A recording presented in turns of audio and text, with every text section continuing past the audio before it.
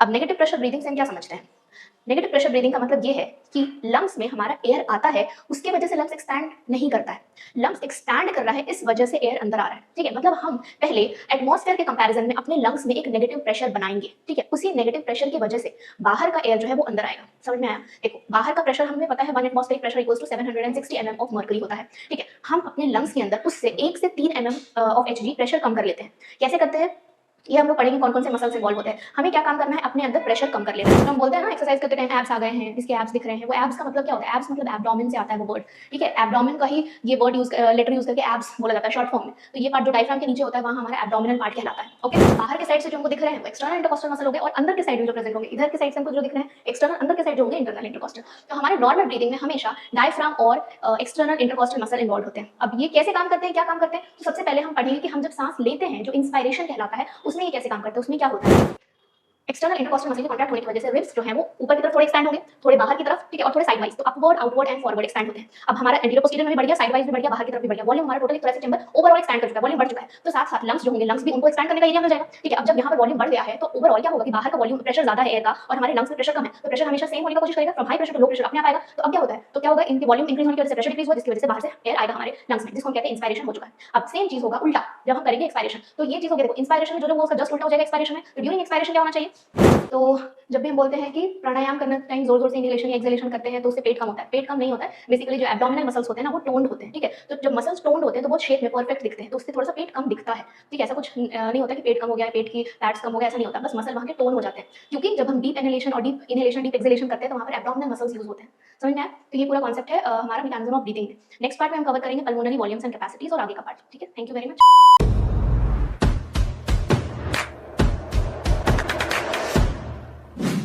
Hi everyone, welcome to the marker. मेरा नाम है रितिका रानी और मैं हूँ आपकी बायोलॉजी एजुकेटर। तो हम लोग चैप्टर कर रहे थे breathing and exchange of gases, उसमें हमारा नेक्स्ट पार्ट है मैकेनिज्म ऑफ ब्रीदिंग। ठीक है, अब मैकेनिज्म ऑफ ब्रीदिंग में हम लोग पढ़ने वाले हैं कि हम जो ब्रीदिंग करते हैं तो हमारा जो चेस्ट राइज होता है, फिर ब्रीद आउट करते हैं तो वापस से उसी पोजीशन पर आता है। तो ये पूरा जो सिस्टम होता है, ये मैकेनिज्म होता है, वो कैसे होता है? कुछ मसल्स इन्वॉल्व होते हैं हमारे बॉडी में जो इस पूरे प्रोसेस में ये काम करते हैं। ठीक है, तो उसके पहले हमको जानना ज़रूरी है दो टर्म्स, एक होता है पॉजिटिव प्रेशर ब्रीदिंग और एक होता है नेगेटिव प्रेशर ब्रीदिंग। राइट, देखो एक है हमारे पास। अब सबसे पहले इनका हमें मतलब समझना पड़ेगा कि पॉजिटिव प्रेशर ब्रीदिंग और और नेगेटिव प्रेशर ब्रीदिंग क्या होता है। एग्जाम्पल है पॉजिटिव प्रेशर ब्रीदिंग में फ्रॉग्स। ठीक है, फ्रॉग्स में होता है पॉजिटिव प्रेशर ब्रीदिंग। इसका एग्जाम्पल होता है फ्रॉग या एम्फीबियंस, और इसके एग्जाम्पल्स में आते हैं ह्यूमन बींग्स। मतलब हमारे में जो होता है वो होता है नेगेटिव प्रेशर ब्रीदिंग। अब नेगेटिव प्रेशर ब्रीदिंग से हम क्या समझते हैं? नेगेटिव प्रेशर ब्रीदिंग का मतलब ये है कि लंग्स में हमारा एयर आता है, उसके वजह से लंग्स एक्सपैंड नहीं करता है। लंग्स एक्सपैंड कर रहा है, इस वजह से एयर अंदर आ रहा है। ठीक है, मतलब हम पहले एटमॉस्फेयर के कंपैरिजन में अपने लंग्स में एक नेगेटिव प्रेशर बनाएंगे। ठीक है, उसी नेगेटिव प्रेशर की वजह से बाहर का एयर जो है वो अंदर आएगा। समझ में आया? देखो, बाहर का प्रेशर हमें पता है 1 atmospheric pressure equals to 760 mm of mercury होता है। ठीक है, हम अपने लंग्स के अंदर उससे 1 से 3 mm ऑफ Hg प्रेशर कम कर लेते हैं। कैसे करते हैं ये हम लोग पढ़ेंगे, कौन कौन से मसल्स इन्वॉल्व होते हैं। हमें क्या काम करना है, अपने अंदर प्रेशर कम कर लेना है। तो हमें पता है फिजिक्स का एक बहुत ही सिंपल सा लॉ है, जिधर ज़्यादा प्रेशर होगा उधर से, जिधर कम प्रेशर होगा उधर एयर फ्लो करेगा। राइट, तो एयर जो है वो high pressure to low pressure जाता है, क्योंकि हमने लो कर लिया है। अब प्रेशर लो कैसे कर सकते हैं? तो प्रेशर और वॉल्यूम इन्वर्सली प्रोपोर्शनल होते हैं, ये हमें पता है। प्रेशर और वॉल्यूम इन्वर्सली प्रोपोर्शनल होते हैं। तो अगर हमें अपने लंग्स में प्रेशर कम करना है तो हमें अपने लंग्स का वॉल्यूम क्या होगा, बढ़ाना पड़ेगा। हमें अपने लंग्स को एक्सपैंड करना पड़ेगा। लंग्स एक्सपैंड होंगे, लंग्स का जो जहाँ पर लंग्स है उस एरिया को एक्सपैंड करना पड़ेगा। जब वॉल्यूम बढ़ेगा तो प्रेशर अपने आप ड्रॉप हो जाएगा। जब प्रेशर ड्रॉप हुआ तो बाहर का एयर अंदर अपने आप आएगा बिना मेहनत किए हुए। ठीक है, यही चीज़ होती है नेगेटिव प्रेशर ब्रीदिंग में। अब पॉजिटिव प्रेशर ब्रीदिंग क्या होता है, फ्रॉग्स क्या करते हैं, वो अपने माउथ में एयर भर लेंगे, ठीक है, अपने मुंह में एयर भर लेंगे और उसको फिर ज़बरदस्ती पुश करते हैं, ठीक है, अपना नाक और कान बंद कर लेंगे, अपने सारे जो भी नाक कान जिधर से एयर पास कर सकता है वो बंद कर लेंगे, मुंह में हवा भर के, और उसके बाद हवा को ज़बरदस्ती पुश किया जाता है, ठीक है, उनके जो रेस्पिरेटरी ऑर्गन होता है उनके लंग्स में, राइट। तो इसको कहते हैं पॉजिटिव प्रेशर ब्रीदिंग, मतलब ज़बरदस्ती एयर को पुश किया जा रहा है टुवर्ड्स लंग्स। और नेगेटिव में क्या होता है, एयर अपने आप आएगा from high pressure to low pressure, ये होता है हमारे अंदर। अब यहाँ पर हमने बोला कि हमें वॉल्यूम इंक्रीज करना होगा, तो अब वॉल्यूम कैसे इंक्रीज करेंगे वो हमको पढ़ना है कि वॉल्यूम हम अपने लंग्स का, या लंग्स जहाँ पर होता है हमारा थोरैसिक चेम्बर में होता है, ठीक है, उसका कैसे इंक्रीज करेंगे। अब देखो थोरैसिक चेम्बर क्या होता है, हमने बोला लंग्स कहाँ होता है हमारा, लंग्स होता है इन थोरैसिक चेम्बर।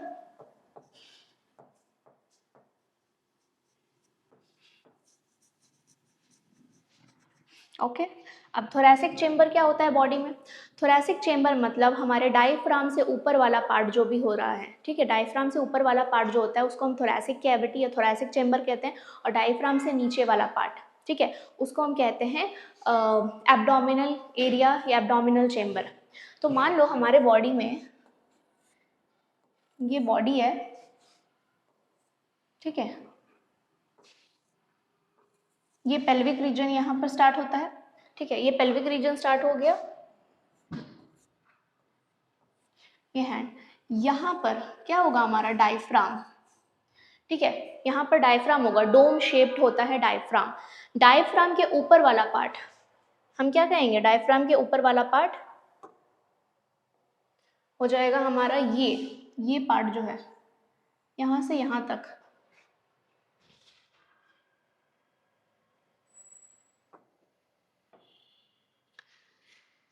ये जो पार्ट है ये हम कहेंगे ये होता है थोरैसिक चेम्बर, ठीक है, और ये पार्ट जो नीचे का पार्ट होता है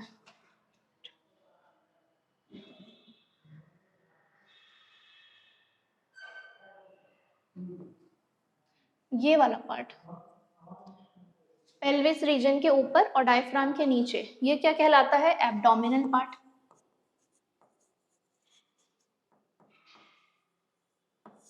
जो हम बोलते हैं ना एक्सरसाइज करते टाइम एब्स आ गए हैं, इसके एब्स दिख रहे हैं, वो एब्स का मतलब क्या होता है, एब्स मतलब एब्डोमिन से आता है वो वर्ड, ठीक है, एब्डोमिन का ही ये वर्ड लेटर यूज करके एब्स बोला जाता है शॉर्ट फॉर्म में। तो ये पार्ट जो डायफ्राम के नीचे होता है वहाँ हमारा एब्डोमिनल पार्ट कहलाता है। ओके, तो हमारे लंग्स कहाँ पर होते हैं, लंग्स का प्लेसमेंट भी तो जानना ज़रूरी है। लंग्स कहाँ पर होते हैं, लंग्स हमारे इधर होते हैं,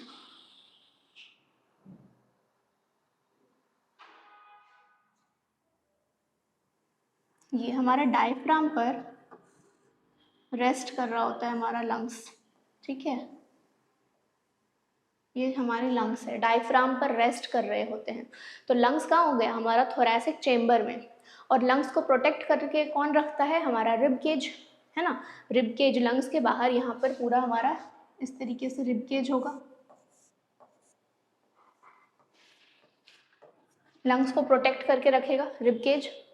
तो हमको क्या करना है, थोरैसिक चेम्बर में हमको थोड़ा वॉल्यूम बढ़ाना है, लंग्स को थोड़ा सा एक्सपैंड, ये पूरा रिब केज हो गया, ये लंग्स हो गया, ये जो भी एरिया है इसको थोड़ा सा एक्सपैंड करना है ताकि वॉल्यूम बढ़ जाए, वॉल्यूम बढ़ेगा तो प्रेशर ड्रॉप हो जाएगा, प्रेशर ड्रॉप होगा तो एयर बाहर के हाई प्रेशर से लो प्रेशर में अपने आप राशन करेगा। ओके, तो हमको क्या पढ़ना है, अब यहाँ पर कौन कौन से मसल्स इन्वॉल्व होते हैं, हमने बोला कि ये जो भी काम हो रहा है तो इन काम करने के लिए कुछ मसल्स इन्वॉल्व होते हैं, ठीक है, तो दो मेन मसल्स जो होते हैं हमारे, वो हम अगले पेज में कर लेते हैं। तो हमको पढ़ना है muscles involve in normal breathing, ठीक है,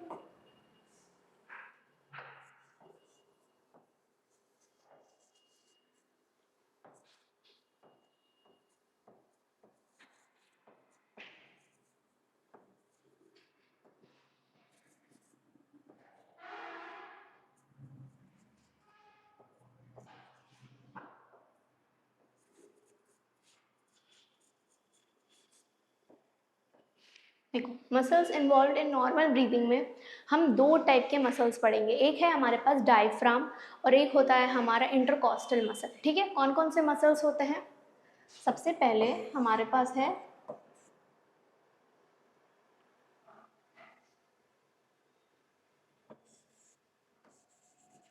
डायफ्राम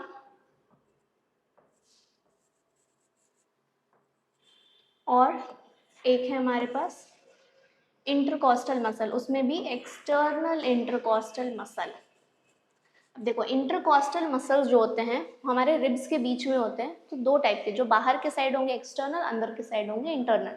ठीक है, तो हम जब नॉर्मल ब्रीदिंग की बात करते हैं तो वहाँ पर simple external intercostal muscles involve होते हैं। ओके,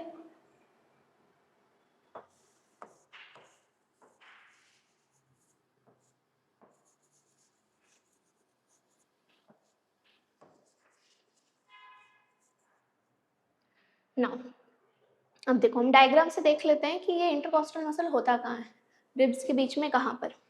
देखो, फॉर एग्जाम्पल ये हमारे पास स्टर्नम है। ठीक है, स्टर्नम पता है सबको, स्टर्नम को ब्रेस्ट बोन भी कहा जाता है। ठीक है, अब स्टर्नम से हमारे पास यहाँ क्या जुड़े होते हैं? रिब्स। ठीक है, तो स्टर्नम से हमारे पास यहाँ पर रिब्स जुड़े हैं। अब इन रिब्स के बीच वाले जो मसल्स होते हैं, दो रिब्स के बीच के मसल्स, उसको हम क्या कहते हैं? Intercostal muscle. यहाँ पर होंगे, यहाँ पर मसल्स होते हैं, इनको हम कहते हैं इंटरकॉस्टल मसल। ठीक है, अब ये बाहर के साइड से जो हमको दिख रहे हैं वो एक्सटर्नल इंटरकॉस्टल मसल हो गए, और अंदर के साइड में जो प्रेजेंट होंगे, इधर के साइड से हमको जो दिख रहे हैं एक्सटर्नल, अंदर के साइड जो होंगे इंटरनल इंटरकॉस्टल। तो हमारे नॉर्मल ब्रीदिंग में हमेशा डायफ्राम और एक्सटर्नल इंटरकॉस्टल मसल इन्वॉल्व होते हैं। अब ये कैसे काम करते हैं, क्या काम करते हैं? तो सबसे पहले हम पढ़ेंगे कि हम जब सांस लेते हैं, जो इंस्पायरेशन कहलाता है, उसमें ये कैसे काम करते हैं, उसमें क्या होता है। ठीक है, ये मसल्स कैसे कॉन्ट्रैक्ट करेंगे, किधर जाएंगे, कॉन्ट्रैक्शन की वजह से क्या होगा। ठीक है, तो सबसे पहले हमको पढ़ना है इंस्पायरेशन।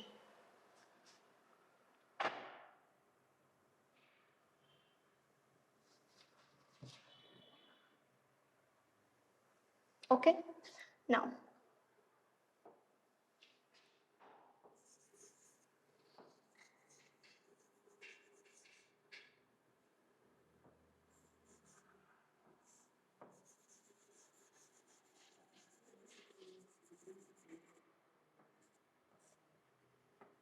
देखो, ड्यूरिंग इंस्पायरेशन क्या होना चाहिए? इंस्पायरेशन में होना क्या चाहिए? इंस्पायरेशन में होना चाहिए कि हमारा जो थोरैसिक चेम्बर है वो उसका वॉल्यूम बढ़ना चाहिए। ठीक है, थोरैसिक चेम्बर का वॉल्यूम बढ़ना चाहिए, तो उसके लिए सबसे पहले क्या करता है? डायफ्राम जो है वो कॉन्ट्रैक्ट करता है। देखो, डायफ्राम कहाँ पर होगा? डायफ्राम मान लो हमारे यहाँ पर है, और जो हमारे लंग्स है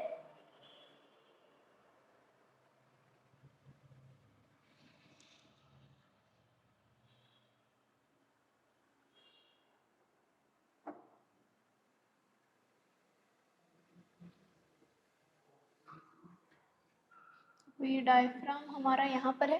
ठीक है, इसको अच्छे से बना देते हैं।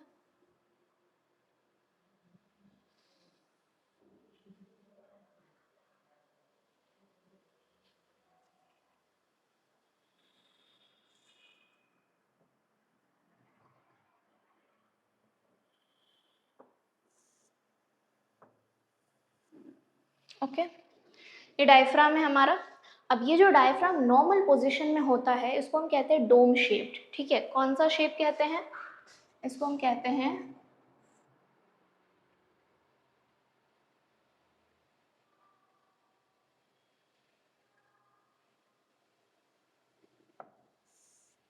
Dome shape.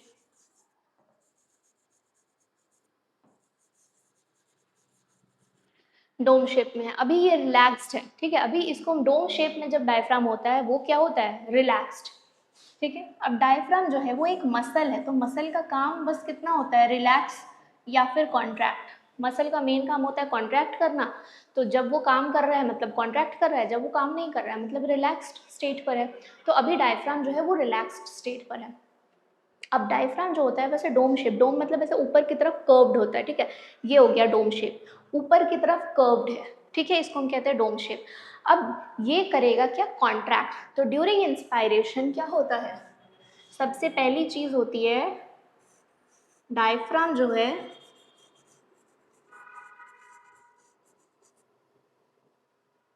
कॉन्ट्रैक्ट करता है,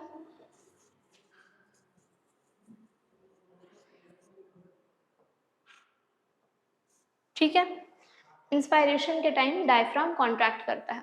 अब इस कॉन्ट्रैक्शन में क्या होता है, डायफ्राम यूजुअली ऐसा डोम शेप्ड है, ये थोड़ा सा ऐसा हो जाएगा, ठीक है, थोड़ा सा फ्लैटन हो जाएगा, तो डायफ्राम कैसा हो जाएगा,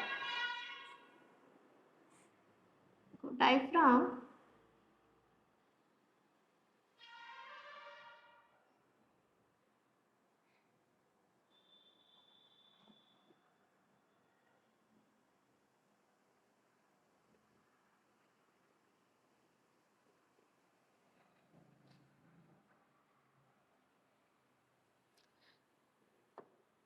अब डायफ्राम यहाँ पर आ जाएगा, ठीक है, नीचे आ गया, थोड़ा फ्लैटन हो गया। तो अब जब डायफ्राम कॉन्ट्रैक्ट करता है तो फ्लैटन हो जाएगा, इसका मतलब जो वॉल्यूम है वो कहाँ पर बढ़ रहा है, इन एंटीरियो पोस्टीरियर एक्सिस, ऊपर नीचे से वॉल्यूम बढ़ रहा है, ठीक है। तो डायफ्राम के कॉन्ट्रैक्ट होने की वजह से क्या होता है, डायफ्राम के कॉन्ट्रैक्ट होने की वजह से वॉल्यूम जो है वो इंक्रीज होती है, volume of thoracic chamber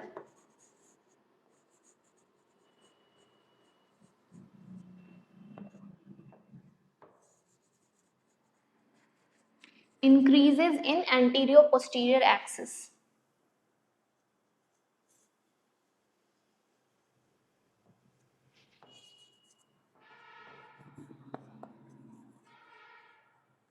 Anterior posterior axis.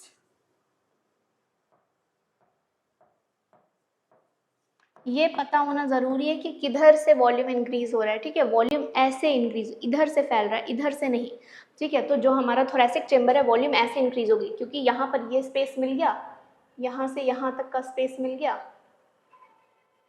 है ना, तो वॉल्यूम इंक्रीज हो गए। अब यहाँ पर और किसका काम है, इंटरकॉस्टल मसल का। नेक्स्ट, इंटरकॉस्टल मसल भी कॉन्ट्रैक्ट करते हैं, तो एक्सटर्नल इंटरकॉस्टल मसल, यहाँ पर क्या हो गया, एक तो ये काम हुआ, second external intercostal muscle contract करेंगे।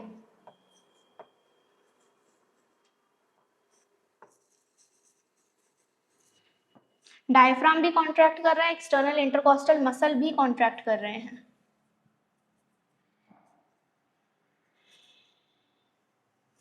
तो इनके कॉन्ट्रैक्शन की वजह से, देखो डायफ्राम के कॉन्ट्रैक्शन की वजह से फ्लैटन हो गया उसका शेप, ठीक है। अब एक्सटर्नल इंटरकॉस्टल मसल के कॉन्ट्रैक्शन की वजह से जो वॉल्यूम इंक्रीज होगी वो साइड वाइज और आगे पीछे ऐसे इंक्रीज होगी, ठीक है। तो रिब केज क्या होगा, रिब केज का मूवमेंट होता है तीन तरीके से, upward,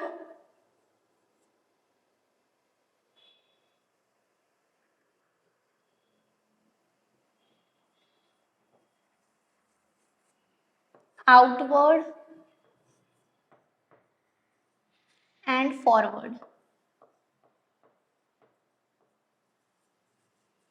okay. External intercostal muscle के कॉन्ट्रैक्ट होने की वजह से रिब्स जो हैं वो ऊपर की तरफ थोड़े एक्सपैंड होंगे, थोड़े बाहर की तरफ, ठीक है, और थोड़े साइड वाइज, तो upward, outward and forward expand होते हैं। अब हमारा एंटीरियर पोस्टीरियर में भी बढ़ गया, साइड वाइज भी बढ़ गया, बाहर की तरफ भी बढ़ गया, वॉल्यूम हमारा टोटल एक थोरैसिक चेंबर ओवरऑल एक्सपैंड कर चुका है, वॉल्यूम बढ़ चुका है। तो साथ साथ लंग्स जो होंगे, लंग्स भी उनको एक्सपैंड करने का एरिया मिल जाएगा, ठीक है। अब जब यहाँ पर वॉल्यूम बढ़ गया है तो ओवरऑल क्या होगा कि बाहर का वॉल्यूम प्रेशर ज़्यादा है एयर का और हमारे लंग्स में प्रेशर कम है, तो प्रेशर हमेशा सेम होने का कोशिश करेगा, from high pressure to low pressure अपने आप आएगा। तो अब क्या होता है, तो क्या होगा, इनकी वॉल्यूम इंक्रीज होने की वजह से प्रेशर डिक्रीज हुआ, जिसकी वजह से बाहर से एयर आएगा हमारे लंग्स में, जिसको हम कहते हैं इंस्पायरेशन हो चुका है। अब सेम चीज़ होगा उल्टा जब हम करेंगे एक्सपायरेशन, तो ये चीज़ हो गया, देखो इंस्पायरेशन में जो जो हुआ उसका जस्ट उल्टा हो जाएगा एक्सपायरेशन में। तो ड्यूरिंग एक्सपायरेशन क्या होना चाहिए, ठीक, ये हो गया ड्यूरिंग इंस्पायरेशन। अब ड्यूरिंग एक्सपायरेशन होना क्या चाहिए,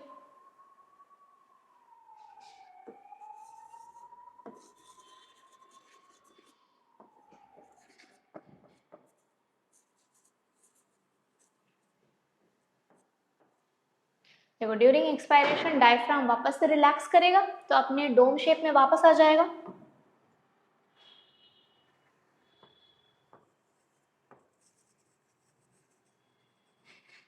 डायफ्राम रिलैक्स, ठीक है, वापस से अपने डोम शेप में आ गया। और क्या होगा, यहाँ पर एक्सटर्नल इंटरकॉस्टल मसल भी रिलैक्स।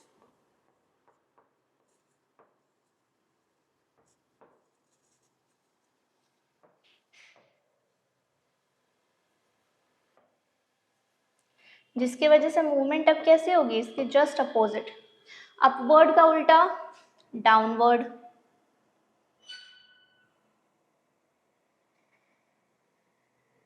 ठीक है, अपवर्ड का उल्टा डाउनवर्ड, आउटवर्ड का उल्टा इनवर्ड, और फॉरवर्ड का उल्टा बैकवर्ड। तो अब ये मसल्स इस तरीके से मूवमेंट करवाएगी रिब केज का, ठीक है, रिलैक्स और कॉन्ट्रैक्ट करेगी तो किसका मूवमेंट होगा, रिब केज का। ये जो मूवमेंट हो रहा है, ये मूवमेंट होगा रिब केज का, ठीक है। मसल का मूवमेंट नहीं हो रहा, मसल का काम ही है रिलैक्स और कॉन्ट्रैक्ट करवाना। ये जो भी मूवमेंट होगी वो होगी रिब केज, तो रिब केज एक्सपैंड करेगी और रिब केज वापस से अपने पोजीशन पर आएगी। तो अब हमने क्या किया, वॉल्यूम कम कर दिया, तो अब प्रेशर हमारे लंग्स में ज़्यादा हो गया। जब लंग्स में प्रेशर ज़्यादा हो गया एटमॉस्फेरिक एयर के कंपैरिजन में, तो बाहर जाएगा हवा, है ना, इक्वलाइज करने के लिए।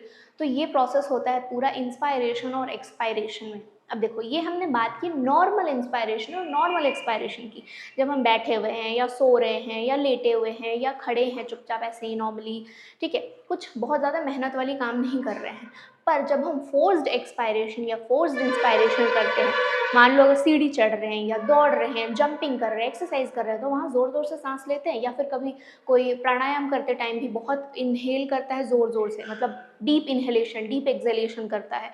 तो उसमें कौन से इन्वॉल्व होते हैं, उसमें दो और मसल इन्वॉल्व होते हैं, ठीक है। उनमें डायफ्राम और एक्सटर्नल इंटरकॉस्टल तो होगा ही, उनमें और दो एडिशनल मसल्स इन्वॉल्व होते हैं। तो नेक्स्ट हम आ जाते हैं, ये हमने बात की नॉर्मल ब्रीदिंग की। अब हमको क्या पढ़ना है, during forced breathing, okay.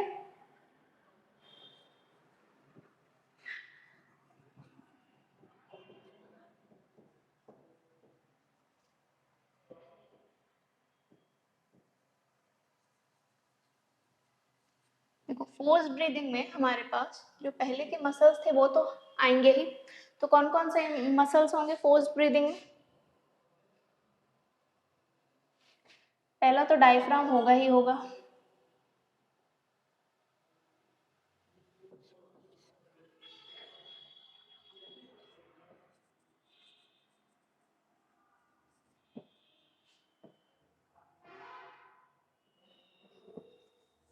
External intercostal होंगे ही होंगे। इनके अलावा आएगा हमारे पास इंटरनल इंटरकॉस्टल,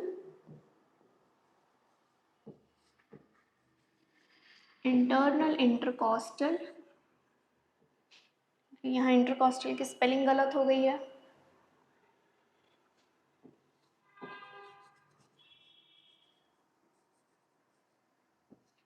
और आ जाएगा हमारे पास एक और मसल जिसको हम कहते हैं एब्डोमिनल मसल,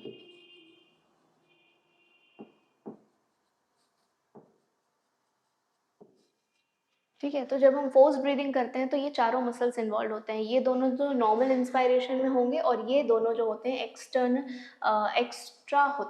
मसल्स होते हैं इन्वॉल्व, एडिशनल मसल्स।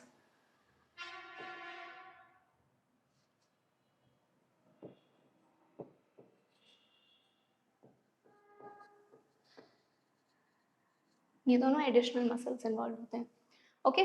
तो जब भी हम बोलते हैं कि प्राणायाम करने टाइम ज़ोर ज़ोर से इनहेलेशन या एक्सहेलेशन करते हैं तो उससे पेट कम होता है, पेट कम नहीं होता है। बेसिकली जो एब्डोमिनल मसल्स होते हैं ना वो टोन्ड होते हैं, ठीक है।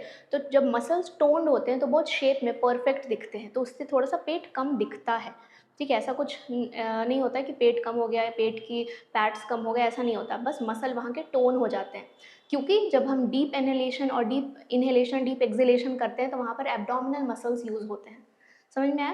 तो ये पूरा कॉन्सेप्ट है हमारा मैकेनिज्म ऑफ ब्रीदिंग में। नेक्स्ट पार्ट में हम कवर करेंगे पल्मोनरी वॉल्यूम्स एंड कैपेसिटीज और आगे का पार्ट। ठीक है, थैंक यू वेरी मच।